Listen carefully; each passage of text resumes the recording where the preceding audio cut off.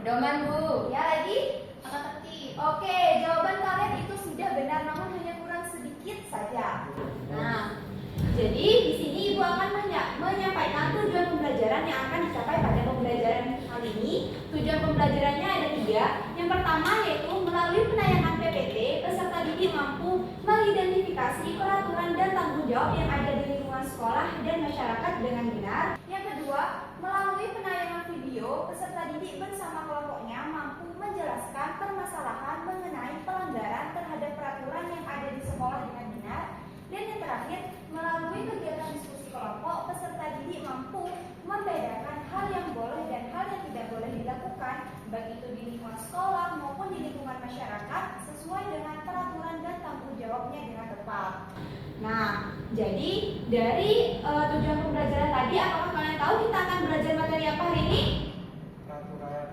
Peraturan dan tanggung jawab di sekolah dan masyarakat. Benar, jadi kegiatan pembelajaran hari ini kalian akan dibagi menjadi 2 kelompok ya. Ini ada 7 orang, dia akan dibentuk menjadi 2 kelompok. Lalu Ibu akan memberikan lembar kegiatan peserta didik kepada kalian yang harus kalian kerjakan. Di dalamnya ada penugasan-penugasan dan pekerjaannya dilakukan dengan cara berkelompok. Lalu pada akhir pembelajaran Ibu akan memberikan kalian sebuah hadiah. Nah, sebelum masuk ke pembelajaran, untuk menambah semangat kita ice breaking terlebih dahulu. Ayo, ice breaking-nya namanya ice breaking buka tutup. Ayo berdiri semua. Udah tahu ice breaking buka tutup? Belum. Ya, sambil ikutin ya. Ayo Mas Arif, sudah siap? Sudah, Bu. Yuk. Buka tutup, bertepuk tangan. Buka tutup, tepuk tangan. Digulung-gulung, sambil tersenyum. Hihi, digulung-gulung, sambil tertawa. Haha. Minta tolong satu orang maju ke depan. Mbak Fatim minta tolong. Ya, berdua gak apa, ayo. Lebih cepat ya. 1, 2, 3. Buka tutup, bertepuk tangan. Buka tutup, tepuk tangan lagi. Digulung-gulung, sambil tersenyum. Hihi, digulung-gulung, sambil tertawa. Haha. Terima kasih. Sebelum masuk ke pembelajaran, di sini Ibu ingin bertanya, kalian tahu nggak contoh peraturan di sekolah itu apa aja kira-kira? Mengerjakan tugas, Bu. Nah, bagus. Kalau terlambat. Upacara. Bagus. Kalau misal di masyarakat, contoh peraturan di masyarakat? Tidak boleh mencuri. Bagus, Bayu. Nah, kalian pernah berpikir tidak kalau semisal di sekolah tidak ada aturan, apa yang akan terjadi? Kacau lagi. Banyak siswa yang nakal, Bu. Benar sekali. Nah, selanjutnya di sini Ibu akan menampilkan sebuah video. Silakan disimak ya.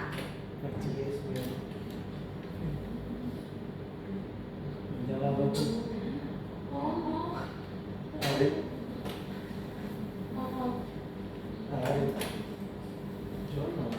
Joni.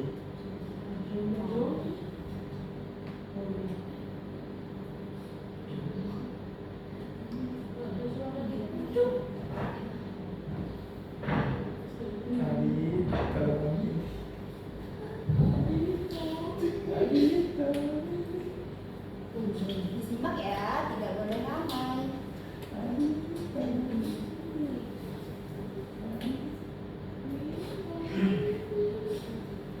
Jadi ini dia bermain game semalaman.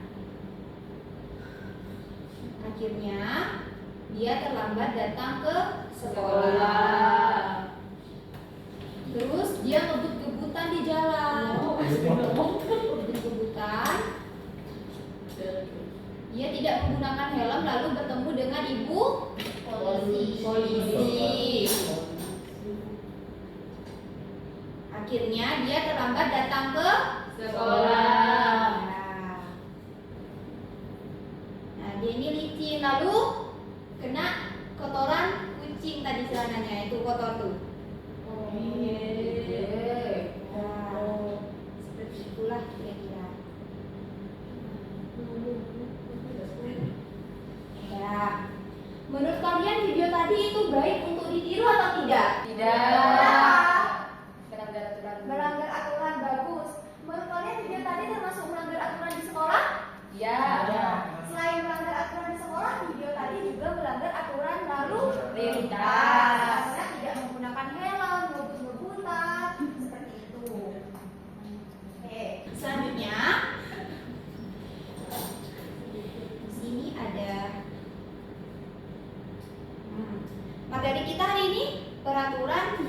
jawab di sekolah dan masyarakat. Sebelum masuk apa itu peraturan dan tanggung jawab, kalian tahu nggak sekolah itu apa? Kan kalian setiap hari sekolah nih, kira-kira kalian tahu sekolah itu apa?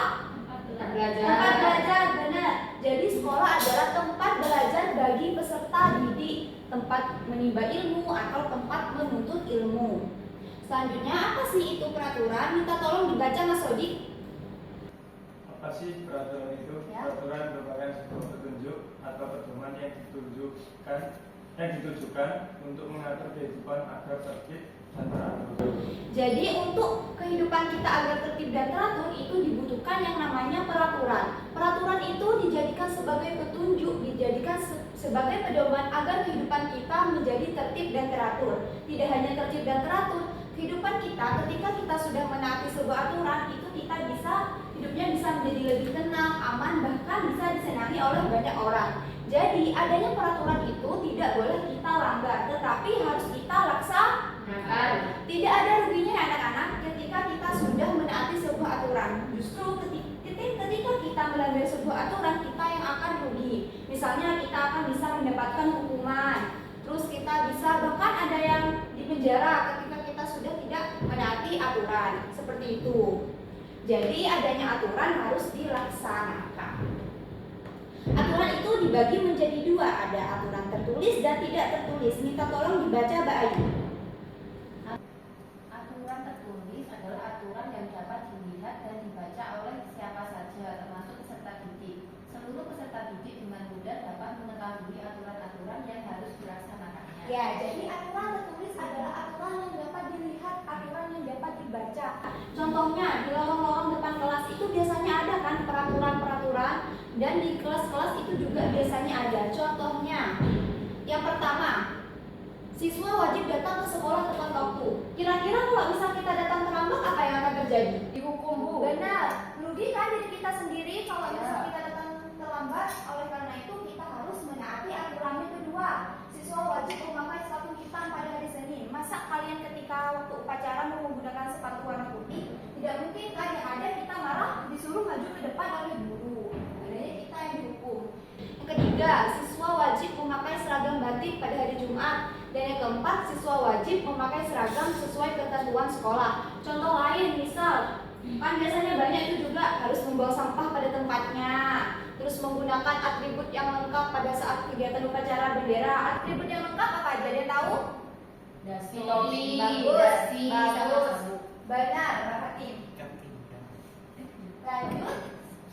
Contoh, silakan aturan tidak tertulis, minta tolong dibaca Mbak Jiro.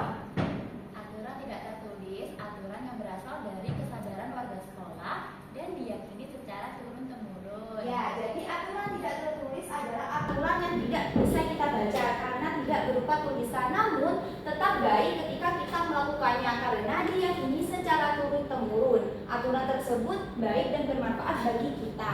Contohnya, yang pertama, belajar dengan baik. Kita yakin bahwa belajar dengan baik akan membuat hidup kita menjadi lebih pandai. Yang kedua, berteman dengan semua orang. Yang ketiga, membantu teman yang kesulitan. Misal pada waktu berangkat sekolah Mas Arif dan Mas Sodik, terus tiba-tiba sepedanya Mas Sodik bannya bocor.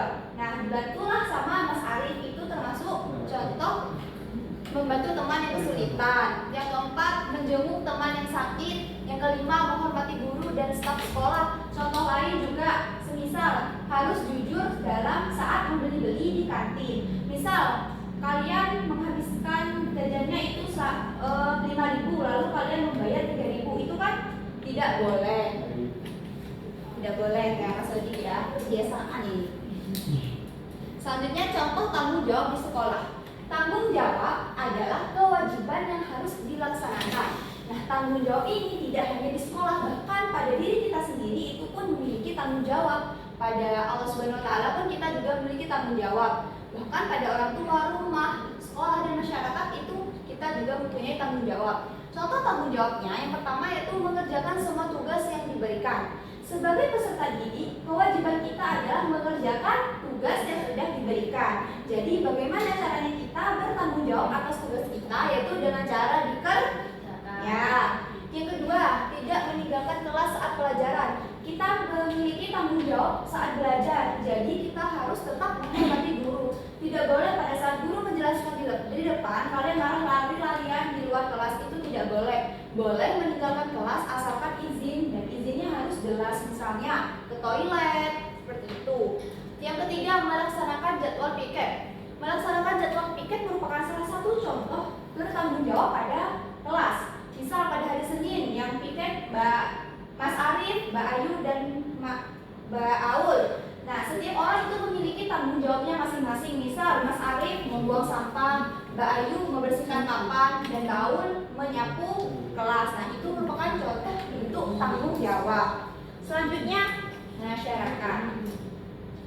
Masyarakat adalah sekumpulan manusia yang hidup bersama, bekerja sama, dan memiliki tatanan kehidupan yang sama. Pastinya kalian hidup dalam lingkungan masyarakat ya. Kalian di sekitar rumahnya pasti banyak rumah-rumah yang lain kan? Iya, betul. Nah, itulah contoh masyarakat. Contoh aturan tertulis di masyarakat. Minta tolong dibaca Mbak Uswa. Contoh aturan tertulis di masyarakat. Yang pertama, dilarang mencuri. Yang kedua, dilarang mengendarai kendaraan dengan kecepatan di atas 20 km atau per jam. Yang ketiga, dilarang membawa tamu lebih dari jam 21 malam. Kemudian, tamu menginap harap lapor. Yang kelima, dilarang membuat keributan yang mengganggu kenyamanan orang lain. Oke. Coba kita bayangkan, ketika kita melanggar aturan tertulis di masyarakat, kira-kira kita akan mendapat hukuman atau tidak?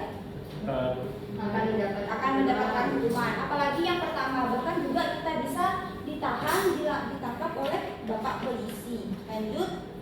Contohnya yang kedua bisa minta tolong dibaca Bayu. Contoh aturan kayak tertulis di masyarakat: bertutur kata dengan sopan dan santun, menghormati orang yang lebih tua, tidak menyela pembicaraan, menolong tetangga yang sedang kesulitan, menjemput tetangga yang sakit, dan berpartisipasi dalam kegiatan masyarakat. Baik, terima kasih. Yang terakhir minta tolong dibaca Mbak Aul. Contoh tanggung jawab di masyarakat. Minta tolong dibaca. Contoh tanggung jawab di masyarakat: satu, menghargai perbedaan agama, suku dan budaya, dua, berpartisipasi dalam kegiatan yang diselenggarakan masyarakat, misalnya menjaga kebersihan lingkungan, menjaga keamanan dan ketertiban masyarakat. Yang ketiga, melaksanakan undang-undang. Keempat, tidak melakukan perbuatan yang tidak sesuai dengan peraturan atau norma yang berlaku. Yang kelima, menghormati dan menghargai pendapat orang lain. Baik, terima kasih. Kalian sudah mendapatkan materinya nih. Sekarang Ibu akan membagi kalian menjadi dua kelompok. Ini kelompok 1, kelompok 2. Ini ada gambar LKPD. Silakan diisi identitas dan bacalah petunjuk penggunaan LKPD-nya. Lalu kerjakan penugasan di dalamnya dengan cara diskusi bersama kelompoknya. Ibu kasih waktu selama 15 menit dan kalian tidak boleh berisik agar tidak mengganggu kelompok yang lain. Siap? Silakan dimulai dikerjakan. Jika tidak ada yang dipahami bisa ditanyakan. Sudah, Bu. Sudah? Ya. Ya. Sebelumnya kita tepuk semangat terlebih dahulu ya. Tidak apa-apa, silakan duduk. Tepuk semangat. Semangat. Sudah, silakan kelompok 2 maju. Semua, Ibu. Ya, satu orang aja baru Pak, satu orang. Ayo tim.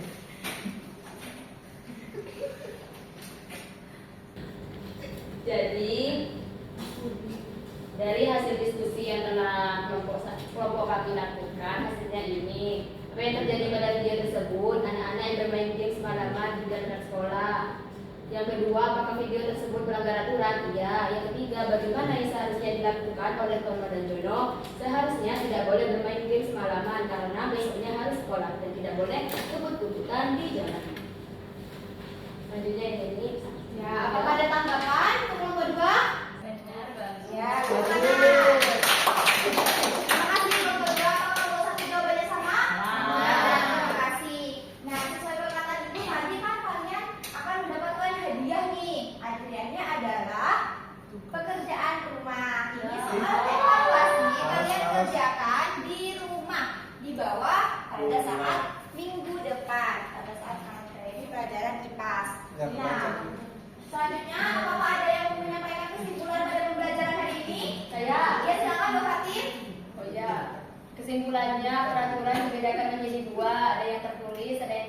Sementara bertanggung jawab adalah kewajiban yang harus dilaksanakan. Benar, tepuk tangan. Terima kasih Pak Fatim. Apakah pembelajaran hari ini menyenangkan? Menyenangkan. Oke.